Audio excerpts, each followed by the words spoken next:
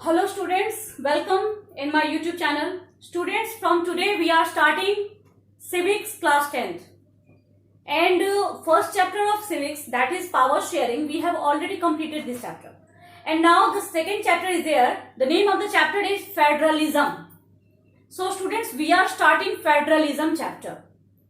First of all, we must know that what is the meaning of federalism. Federalism is not a new term for you because you have studied about the same term in class 8 also and sometimes in class 9 also. And now in class 10th you have to study about federalism in depth. Okay. So let's start. First of all, what is federalism? Students, it is basically a system of government. A system of government in which power is divided between the central government and the other local or provinces government. It is known as federalism.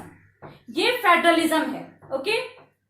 So now, अब इसके बारे में और ज्यादा जानने के लिए हम चलते हैं इसके features की तरफ. Okay students? So let's its features as I have mentioned it on the board. You can see and if you want you can note it also.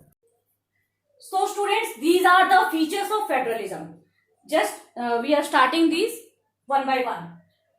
First of the features are two or more levels of government.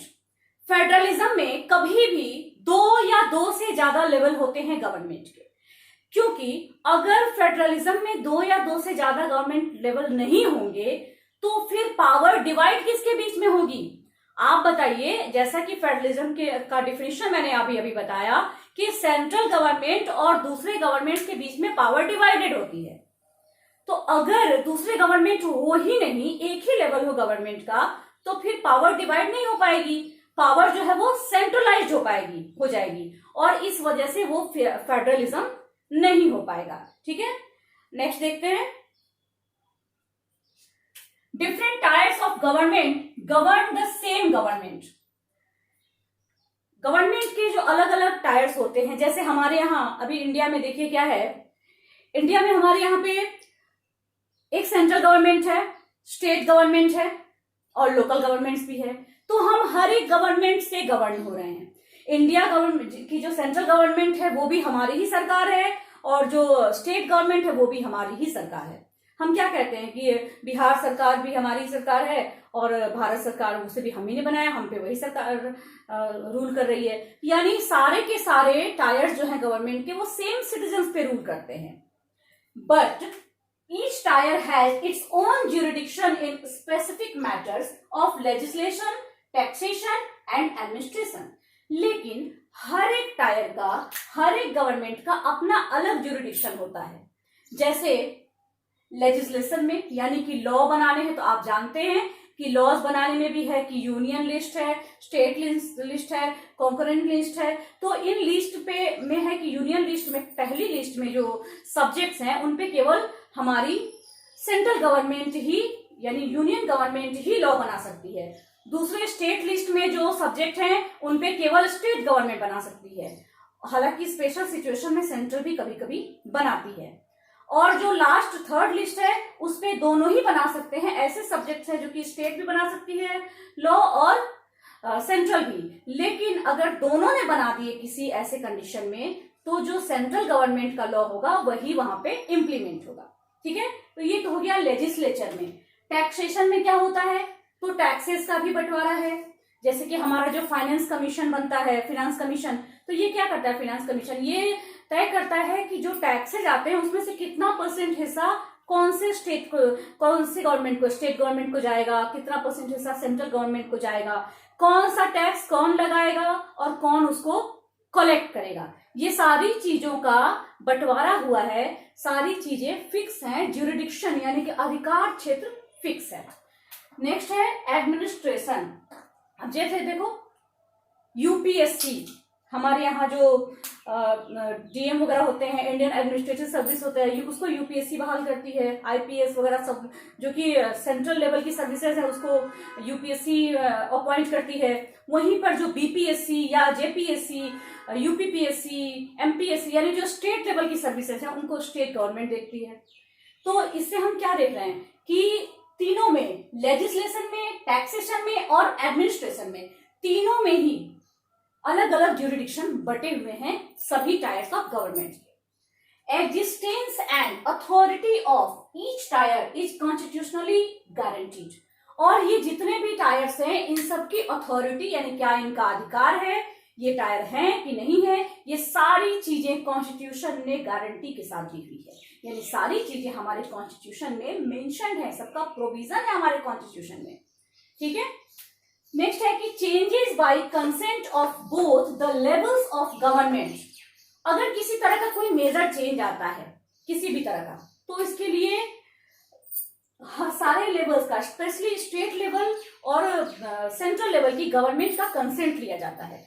जैसे बहुत सारे ऐसे issues हैं, like अभी आप example लीजिए, अभी lockdown का, लॉकडाउन चल रहा है, तो आप देख रहे होंगे कि हर एक लॉकडाउन को बढ़ाने के पहले हमारे प्राइम मिनिस्टर एक कॉन्फ्रेंस करते हैं, वीडियो कॉन्फ्रेंस करते हैं, जिसमें कि सारे स्टेट के चीफ मिनिस्टर के साथ मीटिंग करते हैं और उनसे सजेशंस लेते हैं कि लॉकडाउन को बढ़ाया जाना चाहिए कि नहीं बढ़ाया जाना चाहिए, तो क्या क्या उसमें प्रोविजंस होने चाहिए, उसका क्या नया तरीका होना चाहिए, ये सारी चीजें वो बात करते हैं। तो ये इसका बहुत अच्छा एग्जाम्पल है कि कोई भी डिसीजन, कोई भी चेंज जो होता है वो सभी के कंसेंट से होता है। जैसे हमारा नीति आयोग जो कि सारे स्टेट्स से एक तरह से जुड़ा रहता है, जैसे हमारी जो रीजनल काउंसिल्स हैं उसमें भी अलग अलग स्टेट्स के जो चीफ मिनिस्टर होते हैं वो जुड़े रहते हैं हमारे होम मिनिस्टर के साथ, या जो भी रिप्रेजेंटेटिव सेंट्रल गवर्नमेंट वहां पे अपॉइंट करे उनके साथ, है ना। नेक्स्ट देखते हैं कि independent judiciary, this is very important.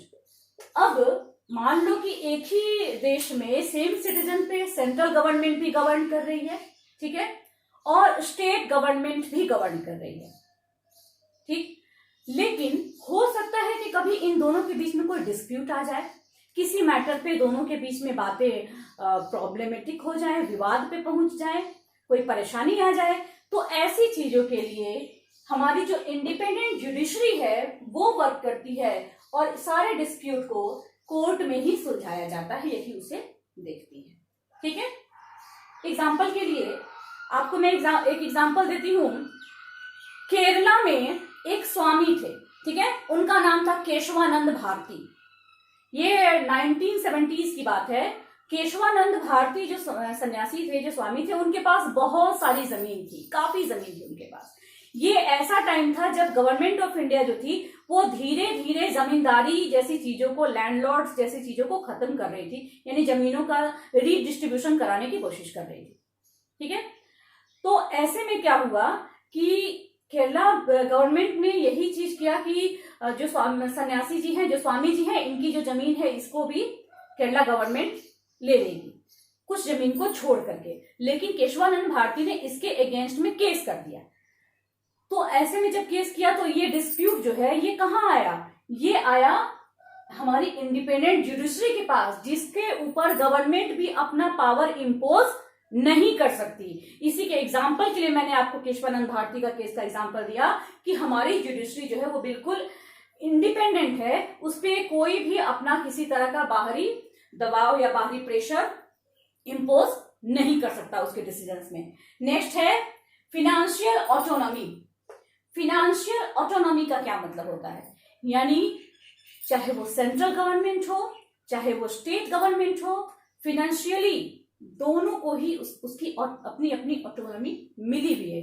यानी दोनों अपने अपने हिस्से में फिनेंशियली दोनों को फंड मिला हुआ है। Central government time to time fund देती भी रहती है जरूरत पड़ने पर। ये स्टेट्स आपस में भी फंड का बंटवारा करते हैं, बंटवारा इन द सेंस कि लोन वगैरह लेना, वापस करना, ये सब करते रहते हैं। तो फिनेंशियली भी ये काफी मजबूट होते हैं। टैक्सेशन का भी प्रोविजन होता है। टैक्स में भी हम देखते हैं कि कई सारे ऐसे टैक्सेस हैं जो स्टेट गवर्नमेंट कलेक्ट करती है, तो वो भी टैक्स स्टेट गवर्नमेंट के फंड में ही जाता है।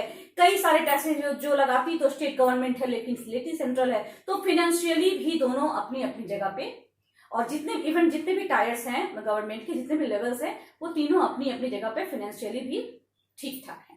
ठीक है, नेक्स्ट और बहुत ही इंपॉर्टेंट है ड्यूअल ऑब्जेक्टिव्स। ड्यूअल ऑब्जेक्टिव्स का मतलब होता है कि इस फेडरलिज्म का दो मेन ऑब्जेक्टिव है। ये क्या है? तो देखिए, फर्स्ट है safe guard and promote unity of the country. सबसे पहले तो कंट्री को जोड़ के रखना, क्योंकि यहाँ आप क्या देख रहे हैं, state government, central government, local government, सब लोग मिला के चल रहे हैं एक साथ, सबके बीच पावर्स डिवाइड है, कोई किसी में बहुत ज्यादा इंटरफेयर नहीं कर सकता, तो सबको मिला के चल रहे, एक यूनिटी डेवलप हो रही है, सबकी यूनिटी को बना के चला जा रहा है, ठीक है, उस यूनिटी को सेव किया जा रहा है, रक्षा की जा रही है उसकी, ठीक है। दूसरा है कि एकोमोडेट रीजनल डाइवर्सिटी। अब आप इंडिया को लीजिए, इंडिया में कितना रीजनल डाइवर्सिटी है, कहीं पर तेलुगु बोला जाता है, कहीं तमिल, कहीं भोजपुरी, कहीं पर उड़िया, कहीं कन्नड़, कहीं मलयालम, अलग अलग लैंग्वेज वाले लोग हैं, अलग तरह के फेस्टिवल मनाने वाले लोग हैं, अलग लाइफस्टाइल वाले लोग हैं, है ना, लेकिन फिर भी इन सबको मिला के एक फेडरलिज्म का स्ट्रक्चर रेडी होता है। तो फेडरलिज्म का ये दो इंपॉर्टेंट ऑब्जेक्टिव है, एक तो हमारी यूनिटी की रक्षा करना और दूसरा कि रीजनल डाइवर्सिटी को भी बचा करके संभाल के एक साथ लेके चलना, ठीक है। तो ये फीचर्स थे फेडरलिज्म के। आई थिंक इसमें किसी तरह की प्रॉब्लम आपको नहीं होनी चाहिए। बार बार मैं बोर्ड को खाली छोड़ रही हूँ कि आप चाहें तो इसको नोट डाउन भी कर सकते हैं, आपको जरूरत लगी तो, ठीक है। ऐसे जो मुझसे पर्सनली कांटेक्ट में जो स्टूडेंट्स उन्हें मैं नोट्स भी प्रोवाइड करती रहती हूँ और लगभग हर चैप्टर के नोट्स मैंने उनको दिए हैं। तो स्टूडेंट्स, ये था फीचर्स ऑफ फेडरलिज्म। इसके नेक्स्ट टॉपिक के साथ चैप्टर के जल्दी ही मैं आऊंगी आपके पास। तब तक के लिए बाय।